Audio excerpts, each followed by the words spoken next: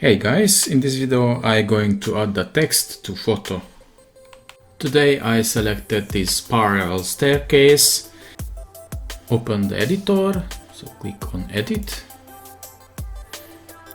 On the right side select this T text tool and click on the image. Type something into the box like PhotoDirector 365. You can resize this box. Also you can set the text size. I choose the 200-300 pixels. If you can, there is a possibility to set the text color.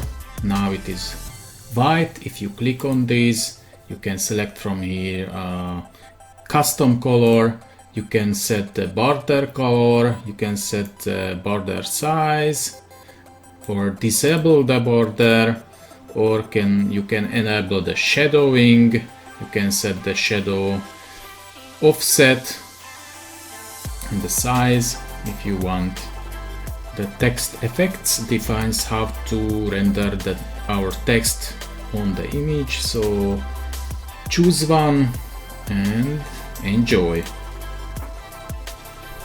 Thanks for watching.